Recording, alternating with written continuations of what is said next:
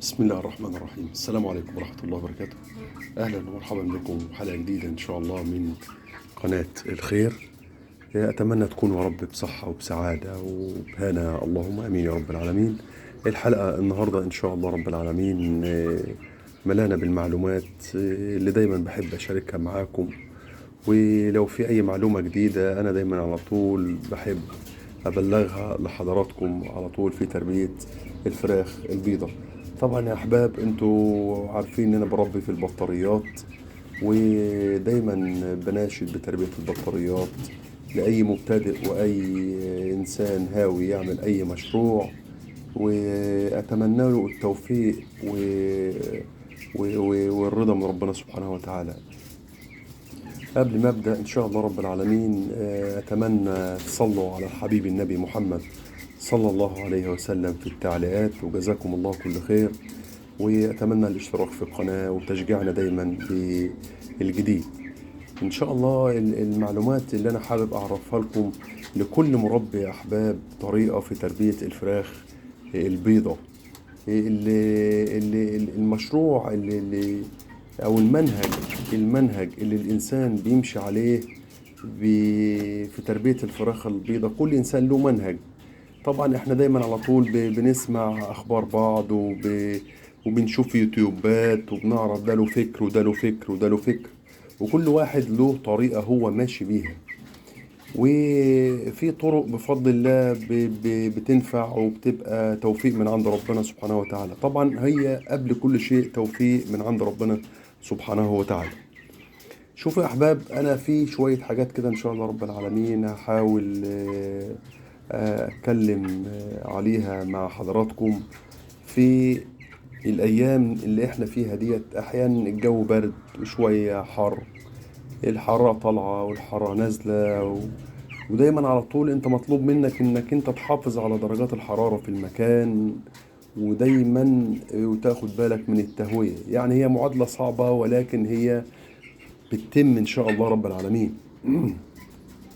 بصوا يا احباب، في الايام ديت لما الجو بيبقى حر انت لازم على طول تحاول انك انت ترطب الجو على الفراخ، ودايما على طول تحط لهم في قلب المية حاجات مرطبة وخافضة للحرارة، بعيد طبعا يا احباب عن اللي ما عندوش شفاط وما عندوش خلية تبريد والموضوع ده كله. انا بناشد الحدود والامكانيات اللي هي على القد. فاتمنى من الله سبحانه وتعالى ربنا يوفق الجميع. ولكن نرجع ونقول لكل شيخ طريقة زي ما بيقولوا. بصوا يا احباب، انا لما بيبقى الجو حر انا بالنسبة لي انا بحط سيفامول فوار اسمه سيفامول بشري. بحب احط قرص على اللتر. ده السيفامول ده خافض للحرارة ورافع مناعة، ولو في لا قدر الله برد او في اي حاجة ما شاء الله يعني فوائده كتيرة جميلة جميلة جميلة للفراخ. واخدين بحضراتكم؟ اولا طبعا السيفامول ده بيتحط من بعد صلاة الفجر، لما يكون انت عارف درجات الحرارة هتبقى عالية شوية، فانت بتحط السيفامول في المية، واخد بال حضرتك، في قلب المية بعد صلاة الفجر تحط قرص على اللتر المية. فالسيفامول ده ما شاء الله والله يا جماعة أنا جربته كتير، بسم الله تبارك الله ما شاء الله. طيب انت دلوقتي حطيت السيفامول لغاية الساعة 12 الظهر. بعد كده يا أحباب بتشيلوا العلف بيتشال من قدام الفراخ من الساعة 12، وتبدأ تحط في قلب المية فيتامينات. أي فيتامينات بقى يا أحباب؟ الفيتامينات كتيرة ما شاء الله ورفع المناعة كتير أوي أوي أوي أوي. واخدين بال حضراتكم؟ بس العلف مهم إنه يتشال في فترة الحر، لأن أنا عامل برنامج تجويع وبرنامج إظلام. برنامج التجويع ده يا جماعة أنا ببدأه مع الطيور من بعد 10 أيام. واخدين بال حضراتكم؟ لغاية ما بوصل لسن مثلا 20 يوم بتلاقيني وصلت ل4 ساعات و5 ساعات في التجويع. واخدين بال حضراتكم؟ فيجب انك تشيل الاكل من الساعة 12. واخدين بال حضراتكم؟ انا وصلت دلوقتي لغاية 5 ساعات، من الساعة 12 لغاية الساعة 5 بفضل الله. وبكده انت ما شاء الله بتخلي صحة الفرخ عندك قوية، ودايما على طول بيتحمل الجوع والعطش. زائد انك انت ما شاء الله انت بتهدي درجات الحرارة في جسم الطائر، وبكده بيديلك معدل تحويل كويس بفضل الله. بصوا بقى يا احباب، الحاجة الجميلة المفاجأة اللي عاوز اقولها لكم ان شاء الله رب العالمين، ان بعد 20 يوم في اغلبية عند المربيين بيحصل ضربات. انتوا فاهمين طبعا ان انا بربي دايما على طول بالاعشاب والحاجات الطبيعية، ما بحبش ان انا اتطرف لمضادات حيوية والحاجات دي. انا من بعد مثلا 19 يوم وحان والله 18 يوم يا احباب، انا بحط في المية فلاجيل شراب بشري، فلاجيل شراب بشري اللي هو ده يا احباب. بصوا حضراتكم اهو، فلاجيل بشري، بحطه من 4 ل5 سنتي على المية سقوة 12 ساعة. واخدين بال حضراتكم؟ الفلاجيل ده يا جماعة هو منه قاتل فيروسات وقاتل ميكروبات ومطهر للأمعاء، وما شاء الله رافع مناعة كويس. زائد ايه بقى كماني، بيشجع على النمو، بيدي معدل تحويل كويس، لانك انت بتنظف مصران وبتنظف معدته. واخدين بال حضراتكم؟ وكده انت بتشجعه انه ياكل، فالمعدة كويسة، فبالتالي هو بيدي معدل تحويل كويس. فالفلاجيل ما شاء الله والله يا احباب حاجة مجربة بسم الله تبارك الله. واخدين بال حضراتكم؟ حاجة ممتازة جدا جدا جدا. طيب انا بدي 12 ساعة فلاجيل بالنهار، وبدي ايه بالليل ال 12 ساعة التانيين؟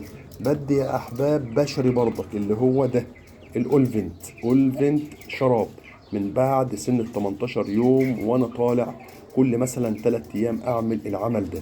واخدين بال حضراتكم؟ اهوت اولفنت شراب موسع شعب. واخدين بال حضراتكم؟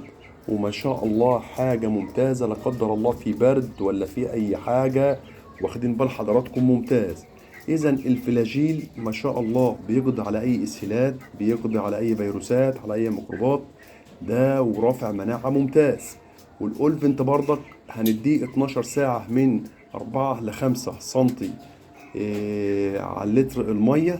ممتاز ممتاز ممتاز ممتاز يا أحباب. طيب بنفوت مثلا يوم ويوم ونعمل العمل دوت. واخدين بال حضراتكم؟ واليوم التالت انا دايما على طول بحب احط من بعد يعني يوم ال23 فجأة تلاقيني بحط مضاد سموم. اي مضاد سموم انت بترتاح له دايما على طول الفترة دي يا احباب، بيبقى فيه السموم عالية في العلف، فانت مضطر انك انت تحط مضاد سموم. مضاد سموم انت بترتاح له بس يفضل يكون بيولوجي. واخدين بال حضراتكم؟ مضاد السموم بتحطه على المية برضه. واخدين بال حضراتكم؟ 12 ساعة، وال 12 ساعة التانيين لو انت عاوز تحط غسيل كلوي يبقى ممتاز. انا طبعا بحط غسيل كلوي اسمه رونكس اهو يا احباب اهو.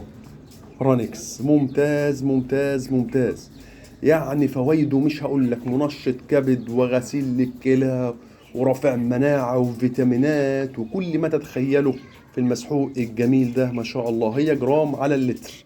واخدين بال حضراتكم؟ ما شاء الله حاجة جميلة وممتازة أوي أوي أوي. واخدين بال حضراتكم؟ طيب وآخر بقى مثلا حوالي من يوم ال27 وال28 أنا بحط دايما على طول رافع مناعة أنا بحب أشتغل بيه، وهوريه لكم اهوت. وهو بشري برضك يا أحباب، هو ده أوميولنت شراب. بصوا يا أحباب أهو، أوميولنت شراب برضك من 4 ل5 سنتي على اللتر المية. يعني شوية أدوية وحاجات بسيطة حضراتكم، وبتبعدهم عن أي مضادات حيوية، زائد النظافة والحفاظ على درجات الحرارة في المكان المناسبة والتهوية الجميلة. بكده إن شاء الله رب العالمين ربنا هيوفقك وهيتم عليك الدورة بالخير.